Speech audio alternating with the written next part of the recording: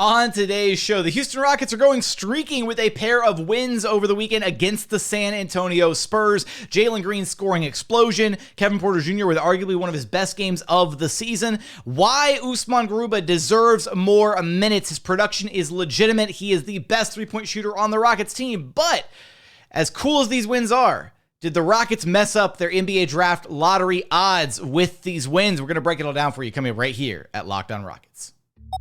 This is Mission Control, Houston. Ignition sequence start. The Houston Rockets select Jalen Green, Alperen, Sengun, and Jabari Smith Jr. T-minus 15 seconds. Guidance is internal. Every time I step on that floor, I'm coming. Hey, Houston fans, I am so happy. You're getting somebody who's going to come in with a chip on their shoulder, somebody who's going to come in and compete from day one. 6, 5, 4, 3, 2, 1.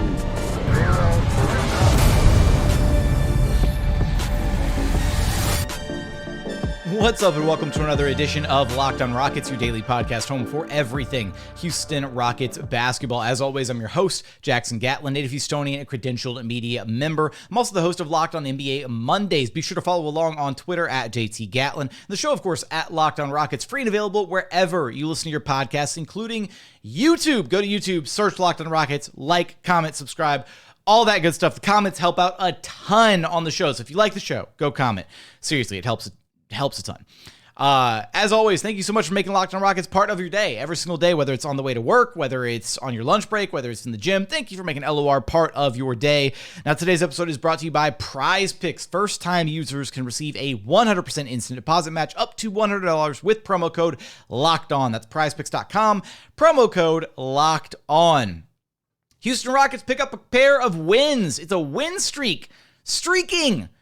How many times have we been able to talk about that this season? Not many. Rockets with a 122-110 win against the Spurs in San Antonio on Saturday night, and then a 142-110 win back in Houston Sunday night, a back-to-back, a home-and-home against the Spurs.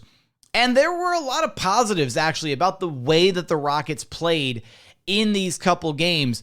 But what I want to lead with before getting into any of the specifics about the players and how certain guys performed. Look, Jalen Green had an offensive explosion. Kevin Porter Jr. had arguably one of his best games of the season with 19 points, 13 dimes in the second meetup. Tari Eason continues to be just a beast off the bench for this Houston Rockets team. We're going to unpack all of that and what some of these performances mean and some of the positives, as well as Usman Garuba, who deserves way more minutes than what he's actually getting. This is my new hill to die on for the rest of the season, whether or not it actually happens. But the number one issue here, as awesome as these wins were, as great as it is to talk about a win, to see the guys have some positivity in that locker room, these wins are ultimately kind of meaningless because we're here at the final 1/4 of the season. You know, had they been able to, blow the doors off the Spurs in the 2 games earlier this season, cool. I would have been all for it, right? It's another bad team. Sure, you want to go out there, and there was probably a bit of pride at play in these 2 games, right? This Rockets team has lost to the Spurs twice earlier this season in ugly fashion both times. So they probably went out there and they wanted to, get a little bit of revenge, whatever, show that they can actually beat this team. But the Spurs rested a million different guys both nights, right? First night, they rested, Vassell, Johnson, Brano. Like, they had all these guys sitting out. Second night, they rested Sohan, Zach Collins. Like, they basically split their roster in 2 to give themselves better chances to lose both of these games against the Houston Rockets. And when Steven Silas was asked about potentially holding out, maybe Kevin Porter Jr. or Jalen Green, just, preventative injury maintenance, whatever, with both of those guys, since they're both kind of fresh and back, Steven Silas was like, straight up, no. He was like, no, we didn't consider holding anybody out of either of these games. And so the Rockets were, at full strength and both contests. The Spurs completely outmaneuvered the Rockets as far as Tankathon is concerned, as far as the standings are concerned. And at this point in the season, final 1/4 of these games, I don't think these wins are going to suddenly turn this group around. I don't think suddenly they're going to, reevaluate what Steven Silas is trying to teach them, or that suddenly they're going to buy back in and be playing harder on defense and suddenly they're going to look like a better, more competent organization. No, they went out there and they beat basically what was a G League Spurs team. They beat the Spurs like third stringers, and when you do that at full strength, and it's still kind of a competition and it's still kind of hard for you, it's a little disappointing, honestly. So while I enjoyed a lot of the moments, and I think I enjoyed a lot of the individual play from these guys, there's that nagging thought at the back of the mind, okay, well, how's this going to hurt the Rockets and their Tankathon standings moving forward?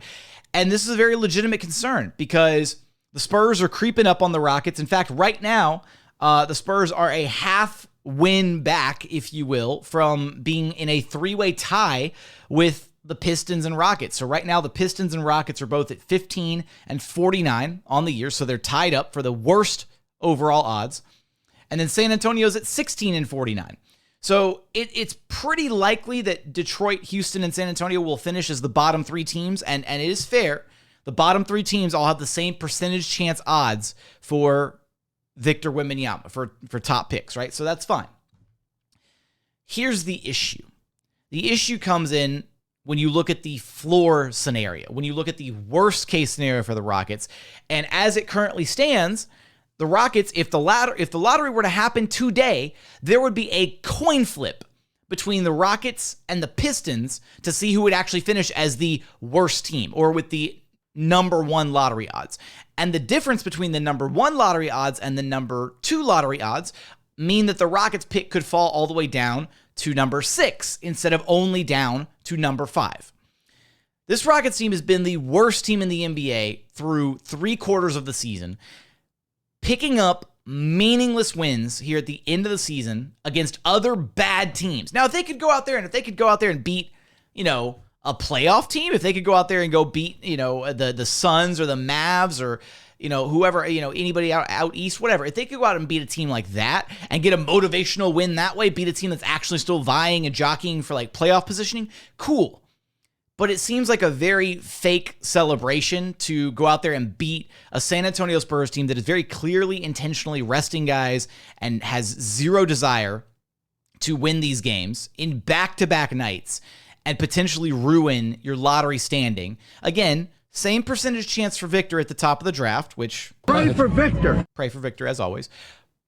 But you do lower your floor, right? So in the worst case scenario, look, if the Rockets walk away with the 6th overall pick or the 7th overall pick, or God forbid, the 8th overall pick in this year's draft because of a couple of meaningless wins against the San Antonio Spurs here in the final stretch of the season, I am going to go full scorched earth against the organization because there's zero reason for it. There is zero reason to have gone out there and not sat a couple guys, rested a couple guys, especially when you've got Kevin Porter Jr., who's very clearly still working through that toe injury, and it's aggravating him. He's playing through some pain. He had a fantastic game despite playing through the pain, but it's very clearly still bothering him. You had a perfect built-in excuse to do it.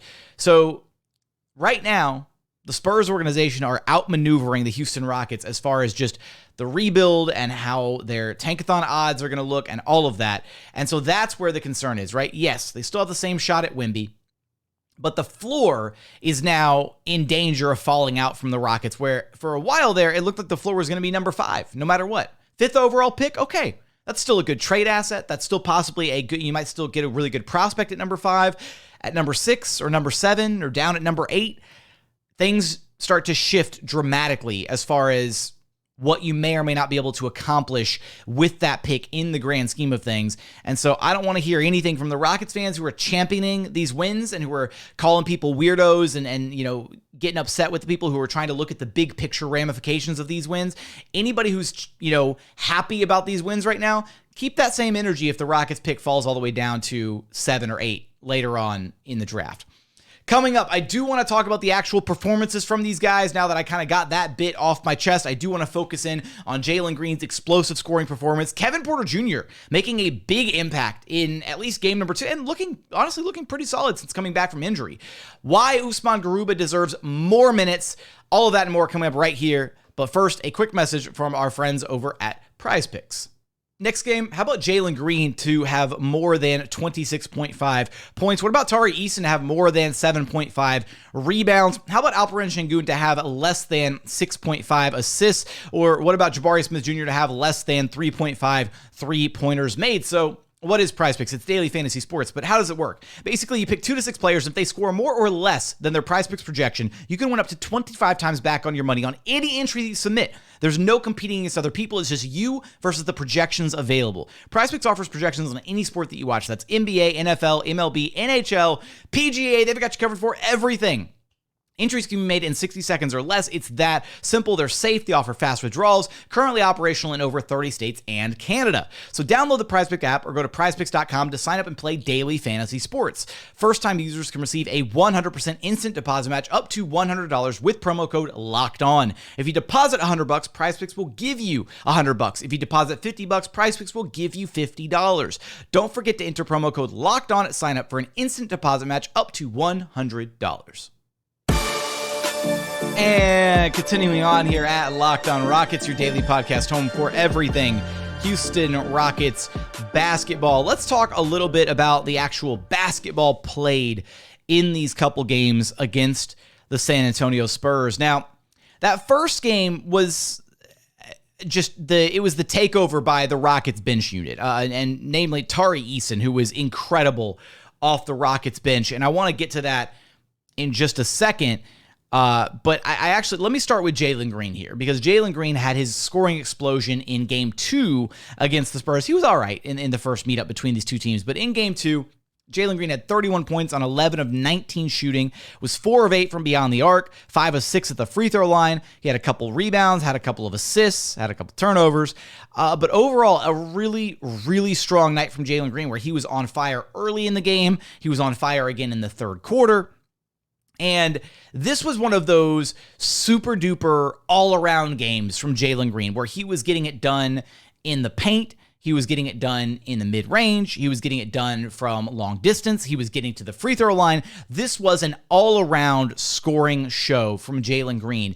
And this is why when you see him able to put together all the pieces, right? The 3 ball is going. He's able to get to the mid-range. He's able to get all the way to the rack. He's able to get to the free throw line a little bit, scoring at all 3 levels, including the free throw. Like, when you put all of that together and Jalen's having a good night from all those areas on the floor, he basically looks unstoppable, right? And he did. He looked unstoppable in this game against the Spurs, because at no point was he struggling to finish at the rim, or at no point was he, just airmailing threes from beyond the perimeter. And that's when you start to get those glimpses of, okay, this is how this guy is going to be like a tier 1 scorer further down the line. And there were a couple moments, one that really stood out to me specifically in this game that I wish we would see a bit more from Jalen. And we do see him get to that mid-range jumper quite a bit, but there's times when he gets to it and he's doing it because he's like snaking the pick and roll, and he gets to the top of the key, or, free throw line extended, whatever, and he elevates and he's kind of like off balance, or like he's leaning right, leaning left, whatever. Some of those jumpers feel kind of rushed, right? The defender's trying to get back in the picture, all that. He had a drive in this game where he drove the ball in strong, going, from the right side wing, drove in kind of like a straight line drive, and just like shouldered the defender off of him, and took a bit of a like step back sort of, and then just elevated from that right wing, kind of like the baseline area almost. And I feel like we saw him do that a lot in the G League, where he would, start that drive and then get to that kind of step back, but in the mid range. And what it does is it really, shouldering that defender off of him really allows him all that breathing room, right? That the defender's not coming back into the picture. You're not leaning left or right after snaking a pick and roll. It's just, okay, defender's gone, cool. Maybe, bit of a shoulder, bit of a push off, but, within, not going to get called, at least at that point. And then you're able to just kind of elevate and go straight up into your shot, right? There's no leaning, there's no wiggle, there's no left, right, whatever. And I really wish we could see Jalen Green do that a bit more, just in isolation, attack from the perimeter, and then boom, get to that mid-range shot. He should be able to do that at will every single game. So I really like that move from him. And then there were he had a couple like crafty finishes around the rim. I don't know what the issue is though with Jalen, where he really just hates finishing with his left. Like, he refuses to finish with his left hand. He does this little, like, curvy, dipsy doodle, like, I'm going to twist my body and try and corkscrew up, like the John Barry special, whatever, with the right hand under the basket on the wrong side. And it feels like those shots rarely, if ever, drop for him. And then the weird thing is then he'll do the same thing on the other side. Like, he had one layup that he finished where he went up on the right side with a left hand. I don't know why. Like, just finish with the left on the left-hand side. He had a point where he broke down the defense and had a wide open lane to the basket, had the layup right there, had the left-handed easy bucket layup right there, and tried to go up and dunk it instead and wound up getting hung on the rim and fouled. And so then he had to go to the free throw line instead. So sometimes with this Rockets team, right, they're going for the home run play, the highlight reel play. They do that a lot in transition, right, where they might have a really good transition opportunity, but they're so focused on like trying to like set up the highlight lob play, whatever, and they're not actually focused on running like a good, like a fundamentally sound transition break. And that's one of the issues with this team, right? It's just a lack of discipline, a lack of fundamentals at times where they kind of just, they hoop like an AAU squad, right? They're just going out there. It's about the vibes. It's about the highlights. It's about, dunking on guys. And, sometimes you just want to see them play good basketball. Sometimes you just want to see it. God, I sound like such a boomer when I say it that way. But legitimately, sometimes you just want to, like, there were moments in this game, right, where there was a moment where, like, Josh Christopher had, was open on the break, but the Rockets were trying to, like, get a lob to happen, and it ruined the fast break instead. So sometimes you just want the right, good, high-quality basket rather than, you don't need a highlight. You don't need a crazy lob dunk, whatever. Where's my lob threat key? Lob threat. There we go. I don't want to digress too far into that argument. But because I do want to also focus on Kevin Porter Jr. here, who KPJ had what I thought was actually an excellent game against the Spurs. Easily one of the best quarters of basketball that I've ever seen him play early in the game, was getting guys involved, was being incredibly unselfish with the basketball. This type of Kevin Porter Jr., when he has these types of games, I look at him in a very different light. 19 points, 13 assists, 4 rebounds, 7 of 11 shooting. And that, again, this isn't to say that Kevin Porter Jr. has to go out there and get, 20 and 10 plus for me to feel good about him as a player. Absolutely not. There are a number of games this season where he's done a good job, made the right reads, involved teammates, and kind of taken a back seat offensively to orchestrate the offense. And he's had games that are similar to this one where this, guys just weren't hitting shots, and maybe he finishes with 5 or 6 assists instead of 13. But that's also why I look at his potential assist numbers quite a bit, because it does matter to me, like, how many shots is Kevin actually creating for his teammates, right? In his first game back against the Grizzlies, he had 10 potential assists. He only finished with 2 actual dimes, but he had 10 potential assists because he was actually creating looks for his teammates, getting guys involved, being unselfish with the basketball, making quick, smart decisions, smart reads. Some really high-level passing was on display from Kevin in this game. Like, you saw all those glimpses of, man, like, if he could just play like this a little bit more consistently, I'd actually feel pretty good about him running, that second guard spot next to Jalen Green. He's still, in my eyes, he's still not a true point guard, but if you're able to facilitate like this and break down the defense and get to that drive and kick game and really get other guys involved, then it doesn't matter if you're a true point guard or not. It doesn't matter. If you've got that level of feel for the game, then you can continue being a productive member of the team, and you can continue, steering the ship and, having the reins.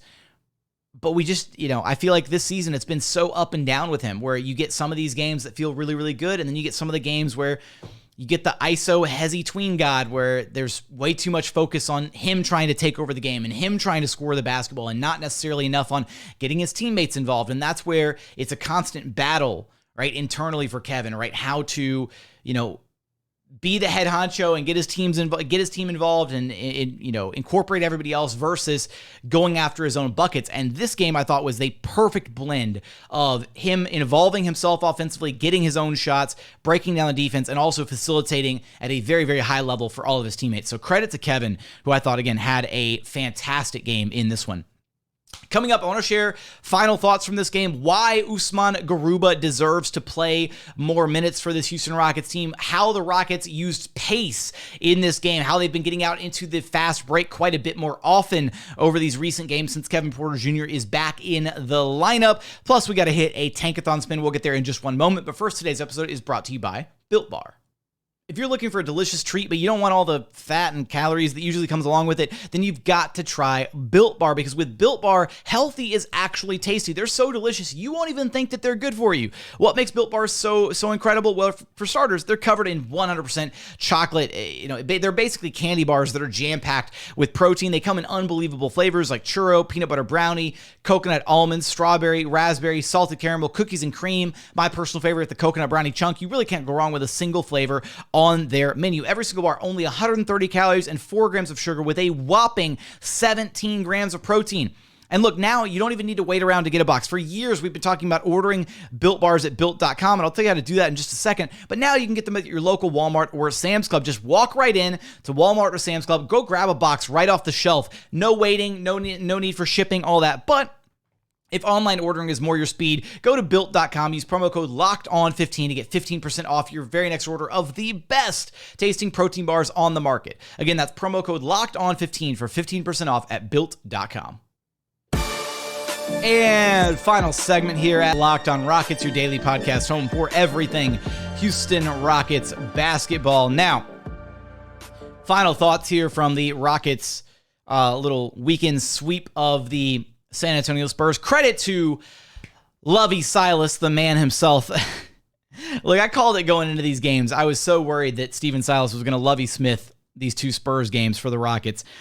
Now, obviously, there's guys above Steven Silas that could have pulled certain strings, right? The front office for Fellstone could have easily orchestrated, hey, we want you to sit Jalen, we want you to sit Kevin, whatever. They could have outmaneuvered the Spurs had they so desired to try and lose one of these 2 games. And again, it very much felt like the Rockets had a chance organically, if you will, to lose that first game in San Antonio because they only won by 12. And there were plenty of moments where the Spurs felt like they were in that game and taking control of that game and, might actually win it despite benching a bunch of their starters, which would have been pretty embarrassing, all things considered, because the Rockets are actively trying to win these games versus the Spurs, who clearly are not. But so I felt better about the second win because it looked a little bit more divisive, or just, hey, we're not messing around. We're gonna crush the Spurs team because they're not taking this game seriously. That's how it should look if you're running out a fully healthy lineup.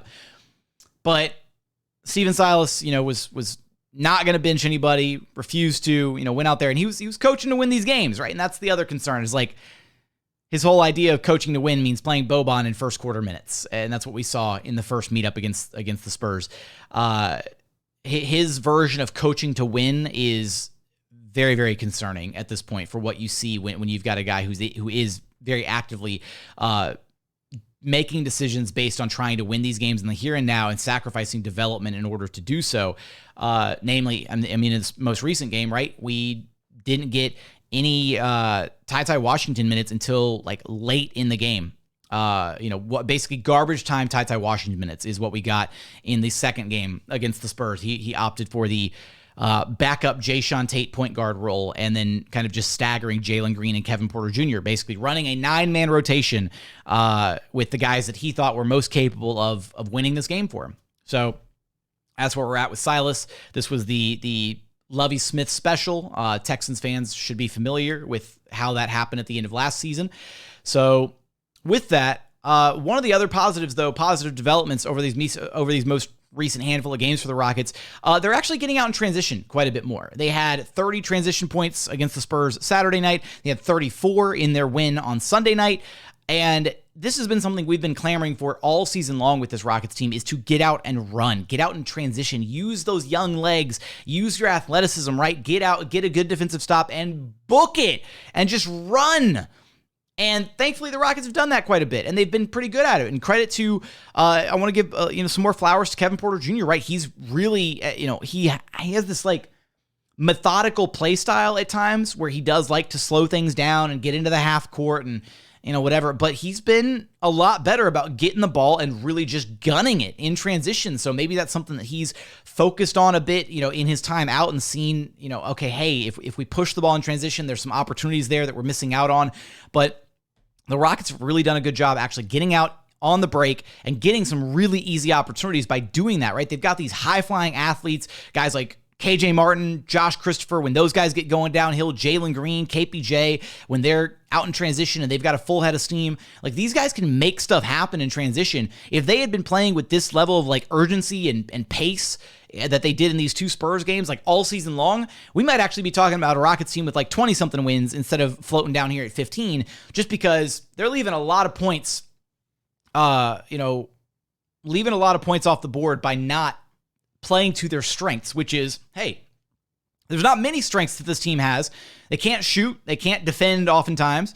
They're a great offensive rebounding team. They've got a lot of hustle and effort, but transition would be one of the strengths that this team could have if they would actually just get out and run, and they've been doing that over these past couple games, so credit to them. Usman Garuba, man. Sensation. Just the way that he plays. First off, the fact that he was playing as the third string center behind Boban Marjanovic in the first of these two Spurs games was just an utter travesty. Still finished the night with less minutes than Boban. Boban with 11 minutes, Usman with 9 minutes in the first meetup against the Spurs. Garuba had 11 points, 3 boards, 1 assist, and was 3 of 3 from the floor, including all 3 made 3-pointers from downtown in the first meetup against the Spurs. And then in the second meetup against the Spurs, he had 5 points, 2 rebounds, 1 assist, 1 steal, and another made 3-pointer. Garuba's shot is legit at this point. Like, there is zero reason why the Rockets shouldn't believe in Garuba as a 3-point shooter. There was, when early this season when he couldn't miss, there was a lot of like, okay, small sample. It's still a small sample size. He needs to be given the opportunity to shoot those shots. And I think, good friend of the program and one of the hosts over at Rockets Watch, Bruce Williams, he's been banging this drum for a while now. It was something that we thought we were going to see earlier this season. It was an idea that, I even, suggested to Steven Silas to ask, like, hey, like, we asked with Garuba's, increased 3-point shooting, is there a possibility we might see him be played next to Alperen and Sengun? This was like back in November or December of this season. And he said, yeah, it's a possibility. We might mess around with some lineups and try it out. Still haven't seen it. We have not seen, for not 1 second, not 1 minute of NBA action, Garuba and Alpi sharing the floor this season. We've seen Boban Marjanovic and Alperen Sengun share the floor, but we have not seen Alpi and Us. And that doesn't make any sense because you'd think Us, with all of his defensive versatility, with his length, with his size, with his ability to switch, would be the ideal 4 to play next to Alpi to try and make up some of his defensive deficiencies. And then offensively, he's your best shooter. Like, he's a better shooter. Jabari can't shoot at all right now. He's a better shooter than Tari at the 4 spot. Like, just try it, right? Just try it. And so this is the hill that I'm going to try and die on, and I'm probably going to die on this hill over the rest of the season, is just give us like a 10-game sample size of what it would look like having Us play next to Alpi in the lineup, right? Give us, 5 minutes a night, do it in the first half, do it in the second half, don't care. Find a spot to give Usman some run next to Alpi and see what that looks like, right? Maybe there's something there. Maybe you can unlock something. Maybe there's a future there between those two guys where Usman is not exclusively an undersized 5 at the NBA level, and he can be more of a 4, right? You can get creative with it. Put Us in the corner and let Alpi be the screener and get to the pick and roll action that you love to do with Alpi and Jalen and Kevin, whatever. Cool, you can do that. You can make Garuba the screener and put Alpi in the dunker spot and have Garuba be able to hit him out of the short roll if the defender floats over. Like, there's a lot of different things that you could unlock with Garuba's shooting and with the passing that he has out of the short roll, and then you couple that with everything he provides you defensively. I just don't know why we're not seeing it, right? It did take an entire season for Steven Silas to start playing Tari Eason and Jabari Smith Jr. at the same time, because for much of the season, he basically looked at both of those guys as exclusively power forwards with the occasional few minutes for Jabari as a small ball 5, but that was it, right? So now we've started to see those guys play the 3 and the 4 together in tandem with Alpi out there at the 5. So we're starting to see a little bit more diversity with the lineups, but the fact that it took all season for us to get here is just super frustrating because Tari has shown the ability to be a good shooter, right? Tari has had a consistent outside shot, which was the biggest knock on him coming into the league was, is he going to be a good shooter? And everything else has translated. Tari has been fantastic. In this other game, the Sunday night meeting against the Spurs, he had 17 and 8. He had an assist, he had a steal, 7 of 13 shooting. Fantastic numbers for Tari. And he led the way with the bench unit in the first meetup against the Spurs. And in fact, that the Rockets, the bench unit in the first game is why the Rockets pretty much won that game. Tari had 20 off the bench. Usman had 11. Josh Christopher had 14. Josh has been a terror when he gets going downhill and scoring at a really high level in and around the basket, getting to his little bread and butter mid-range. It's great to see. Some of the individual performances over this 2-game span were really nice to see, to kind of understand, hey, like this team is really capable of some high-level play. Alperen Sengun with 15 and 14 in the Sunday night win. 15 points, 14 boards, had 3 assists, 3 steals, and a block on 6 of 9 shooting. Nice. Alpi had a great game. Like it was nice to see the Rockets just kind of lean into and remember that, hey, like they've got some talented players on this roster. And maybe these 2 games will serve as a bit of a tune-up and they'll be a little bit more confident moving forward. Cool. I still don't know if it's going to be worth it in the grand scheme of things when we get to the NBA draft lottery and if the Rockets fall all the way down to pick number 7 or pick number 8. We're going to be remembering these 2 Spurs games, and the vibes and the good feelings in the immediate aftermath of these wins are not going to matter nearly as much as the frustration and the disappointment when that pick inevitably falls lower than 5, depending on where the Rockets actually finish the season standings-wise. So with that, that's going to do it for today's episode. As always, thank you so much for checking out the show. If you haven't done so yet, please consider subscribing wherever you listen to your podcasts. That's Apple, Spotify, Google, Odyssey app, free and available on all podcast platforms. We're also available on YouTube. Just go to YouTube, search Locked On Rockets. Be sure to like, comment, and subscribe. Share your thoughts on this back-to-back slate of wins by the Houston Rockets. Did you feel good about the wins? Did you feel a little bit upset about the Tankathon standings? Let me know in the YouTube comments. But as always, thank you so much for watching. Thank you so much for listening. And we look forward to having you back right here at Locked On Rockets, your daily podcast home for everything Houston Rockets basketball.